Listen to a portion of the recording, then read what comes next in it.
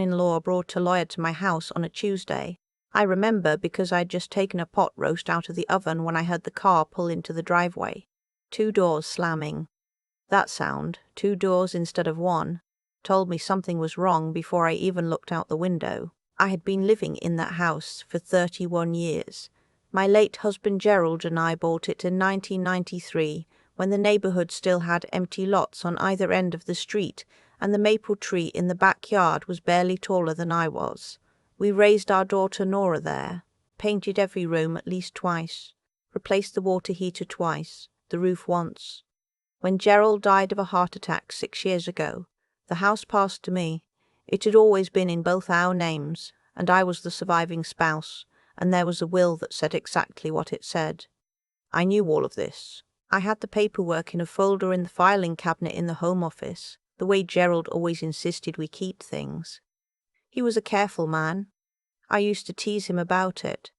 I am grateful for it now every single day. My daughter Nora moved back in with her husband about 3 years after Gerald passed. I want to be honest about how that happened, because I think it matters. It was not an emergency at the time. They were not in financial trouble, not exactly. Nora said they were trying to save money to buy a place of their own. Costs had gone up, they were tired of renting, it would only be a year or 2. Her husband Marcus was working in property development, and Nora had a good job in hospital administration. They were not struggling. I said yes because Nora is my daughter, and I thought it would be good to have company in the house again. It gets very quiet when you live alone. I thought I understood what I was agreeing to. The first year was fine. More than fine. Nora would cook on Sunday nights and we would eat together at the dining room table, the 3 of us, and sometimes it almost felt like the house was full again, the way it used to be. Marcus was polite. Kept to himself, mostly. I did not know him well before they moved in. They had gotten married quickly, about a year after they started dating, and I had only seen him at holidays and one long weekend trip we all took to the Smoky Mountains. He was charming in that way that some men are charming, attentive when he needed to be, easy to talk to at a dinner table. I did not look any deeper than that. Things shifted slowly. That is the word for it. Slowly. Not one morning where I woke up and everything was different, more like the temperature dropping 1 degree at a time until you realize you are cold, and you cannot quite remember when it started. Marcus began making comments about the house, small ones at first. The driveway needed resurfacing. The kitchen cabinets were outdated. The layout of the living room did not flow well. I told myself he was just a man who worked in property and saw every house as a project. I let most of it pass. Then he started talking about the neighborhood, how it was up and coming, how property values were shifting, how a few of the lots nearby had sold to developers. He said it with this particular energy, like he was telling me good news. I nodded and did not think too much about it. It was around the 18-month mark when I started to feel unwelcome in my own home. That sounds like a dramatic thing to say. I have turned it over in my mind many times since, wondering if I was being too sensitive, reading too much into things. But I have had enough years on this earth to know the difference between imagining something and feeling it clearly. When I walked into the kitchen and Marcus was having a conversation with Nora that stopped the moment he noticed me, that was not my imagination. When I came home from my Tuesday morning book club and found that someone had gone through the filing cabinet in the office, papers stacked differently than I leave them, one folder not quite pushed back in, that was not my imagination either. I did not say anything right away. I wish I had. I kept telling myself there was a reasonable explanation, that I was perhaps being suspicious because I was lonely and Gerald was gone and I was not used to sharing my space. I gave them the benefit of the doubt much longer than I should have. The conversation that changed things happened on a Thursday evening in early spring. I had come downstairs for a glass of water around 9 o'clock. The light was on in the kitchen and I could hear them talking before I reached the doorway. I was not trying to listen. I almost announced myself. I even started to say something. And then I heard Marcus say my name. Not in the way you mentioned someone casually. in the way you mention someone when you are trying to solve a problem. He was talking about the house. He was saying that if the zoning change went through, a commercial rezoning of a strip of land about 3 blocks away that had been in the local news, properties in our neighborhood would see a significant increase in assessed value. He mentioned a number. He said the house was currently worth around $900,000, but that with the rezoning and a couple of improvements it could be listed at 1.3, maybe 1.4. He said that was a real opportunity. He said the question was how to make sure they were in a position to take advantage of it. Nora said something I could not fully hear. Marcus said she's 68, Nora. She's not going to fight it. We just have to approach it the right way. I stood in that hallway for a long moment. Then I went back upstairs without the glass of water. I did not sleep well that night. What I did the next morning was the most important thing I did in this entire story. I did not confront Marcus. I did not bring it up with Nora. I called my neighbor Patrice, who had been my closest friend for over 20 years, and who had worked in real estate law before she retired. I told her exactly what I heard. Patrice did not tell me I was overreacting. She said, "Go look at that filing cabinet right now. Make sure everything is where it should be." I looked. Gerald's original will was there. The deed to the house was there in both our names, with right of survivorship, which meant the house had passed fully to me when he died, with no conditions. There was also a copy of our estate plan, which we had updated about 4 years before Gerald passed. I pulled the estate plan out and read through it. Gerald had been a careful man. There was a clause, not unusual, Patrice later told me, but not everyone thinks to include it, that specified the house could not be transferred, refinanced, or placed in any kind of trust or legal arrangement without a review by our estate attorney, a man named Mr. Callahan, who had handled our documents for 15 years. It was a protection Gerald had insisted on after a neighbor of ours went through a terrible situation with a reverse mortgage. He did not want anything like that happening to me if he was gone. I called Mr. Callahan that same morning. He remembered me. He had attended Gerald's funeral. We talked for almost 40 minutes. When I was done explaining the situation, he said, "Dorothy." And then he stopped. "I'm sorry, you said your name is," I said. "Vivian Marsh." He said, "Vivian Marsh." He said, "Vivian Marsh." He said, "Vivian. Here is what I want you to do. I'm going to tell you what happened over the next several weeks, but first I want to tell you about the afternoon when Marcus sat me down at the dining room table, the same table where we had eaten Sunday dinners together, and put a document in front of me. He had a certain manner that day. Calm, almost kind, the way someone is when they have already decided something and just need you to cooperate. He said he wanted to talk to me about my future. He said that the house was a lot for one person, that the maintenance would only get harder as I got older, that he and Nora had been doing a lot of thinking, and they had a proposal they believed was in everyone's best interest. The document was a quitclaim deed. For those who do not know, I did not, fully, until Mr. Callahan explained it to me. A quitclaim deed transfers whatever ownership interest one person has in a property to another. It is often used legitimately between family members or in estate planning. It is also sometimes used in situations like the one Marcus had in mind because it does not require a title search and can move quickly. The deed would have transferred my interest in the house to Nora and Marcus jointly. He had a pen ready. I looked at the document for a moment. I looked at Nora, who was sitting across from me and not quite meeting my eyes. I looked at Marcus. I said, "Marcus, have you spoken to our estate attorney about this?" He said they did not need to involve an attorney for something this simple. I said, "Gerald's will included a requirement that any transfer of this property be reviewed by Mr. Callahan. I believe that's still in effect." Marcus smiled the way people smile when they think they have an answer. He said that Gerald's will had already been executed when Gerald passed, that it had gone through probate, and that I was the sole owner now, with no restrictions on what I could do with the property. That was almost correct.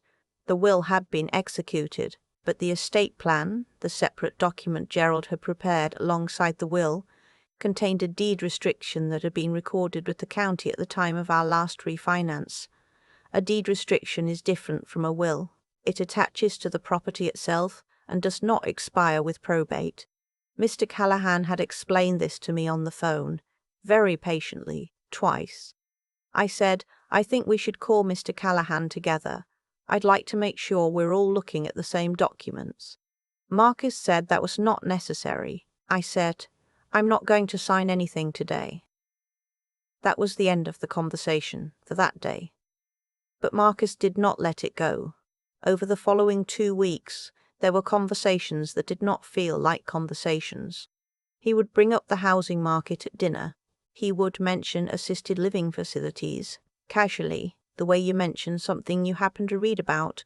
Once he left a brochure on the kitchen counter for a senior community about 40 minutes outside of town. I threw it away and did not say anything. Nora, during this time, was very quiet. My daughter, who used to call me every other day even when she lived across the city, had become very quiet. I missed her. I still missed the version of her from before all of this. I do not know exactly what he had said to her, what version of the story she had been told, but I know that she was not herself.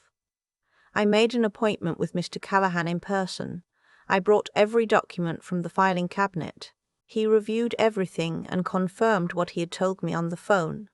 The deed restriction Gerald had recorded was valid, it was enforceable, and no transfer of the property could proceed without his sign-off as the designated reviewing attorney, a rule that could only be removed by separate legal filing with 30 days written notice to all parties, which had not happened. He also told me something else. He said that the quitclaim deed Marcus had presented to me had not been prepared by a licensed attorney, or if it had been prepared by someone who had not done a title search, because a proper title search would have revealed the restriction immediately. He said that in his opinion, someone had been counting on me, not knowing the restriction was there. That landed hard. I sat in Mr. Callahan's office for a moment without saying anything. He said, "Vivian, what would you like to do?" I thought about the house, the maple tree in the backyard that was now taller than the roofline, the room where Nora grew up, where I had painted the walls 3 different colors before she was happy with the 3rd one, the kitchen where Gerald used to stand at the counter on Saturday mornings with his coffee, reading the newspaper, not saying anything, just there. I said, I want to keep my house. Mr. Callahan said, then let's keep your house. What happened after that was a series of legal steps that I will not pretend to fully understand even now. Mr. Callahan sent a formal letter to Marcus and Nora outlining the deed restriction and its implications. The letter also noted that presenting a property transfer document to a homeowner without disclosing a known or discoverable encumbrance raised certain legal concerns he felt obligated to put in writing. Marcus's response was to arrive at my house with a lawyer. That was the Tuesday I mentioned at the beginning. The pot roast. The 2 car doors. The lawyer was young, younger than I expected. I would have guessed 32, 33. He had a canvas briefcase and a very firm handshake. He sat down in my living room on the sofa where Nora and I used to watch movies on Friday nights and explained to me that his client believed the deed restriction was unenforceable based on a technicality related to how it had been recorded. I asked if he had spoken with Mr. Callahan. He said he had reviewed the documentation. I said, Mr. Callahan's number is on my refrigerator. You're welcome to call him from here. He did not call. What he did was present another document. This one a proposal for a family agreement that would have given Marcus and Nora the right to list the property if I agreed to take up to 40% of the sale price and move to a residence of my choosing, 40% of my own house. I said, I need a few days to review this with my attorney. Marcus, who had been sitting in the armchair across from me, said, Vivian, we're trying to do right by you here. This is a generous offer. I looked at him for a moment. I thought about what it had cost me to get to this point, the nights I had not slept well, the phone calls I had made carefully when they were not home, so they would not know what I was doing. The afternoon I spent driving to Mr. Bout, Callahan's office, with a folder of paperwork on the seat beside me, my hands a little unsteady on the wheel, telling myself I was not overreacting. I said, "Marcus, this is my house. Gerald and I bought it in 1993. My name is on the deed. I have a recorded restriction protecting it that your lawyer apparently found inconvenient, so no. This is not a generous offer. This is you asking me for 40% of something that is 100% mine." The young lawyer looked at the floor. Marcus said something about how this did not have to be adversarial. I said, "You brought a lawyer to my house on a Tuesday. I think we're past that." They left about 20 minutes later. Mr. Callahan sent a follow-up letter the following week that I believe was quite clear about the legal standing of the restriction and what further action he was prepared to take if the matter continued. I was told later by Nora that Marcus had consulted 2 other attorneys after that. They had apparently told him the same thing Mr. Callahan had. Nora came to me about 6 weeks after the Tuesday with the lawyer. She came alone in the evening and sat down at the kitchen table the way she used to sit when she was in high school and had something hard to say. She said she was sorry. She cried. I cried too. We sat together in the kitchen for a long time and did not resolve everything. Some things cannot be resolved in one conversation, and I am still not sure we have resolved all of it even now, but I held her hand across the table, and she let me. She and Marcus moved out at the end of that month. They are renting an apartment across town. I do not know what will happen with their marriage. That is not my situation to manage. I still live in my house. The maple tree in the backyard has started doing something new this fall. One of the big lower branches has grown out far enough to shade most of the yard in the late afternoon, and when the light comes through it at a certain angle, it looks the way things look in old photographs, soft and gold. I noticed it a few weeks ago when I was sitting on the back porch with my coffee. Gerald would have had something to say about that branch. He would have looked at it for a long moment and then said something practical about whether it was going to be a problem for the fence line. That was how he was. I would have rolled my eyes a little and loved him for it. The zoning change, as it turns out, did go through. The neighborhood assessments did go up.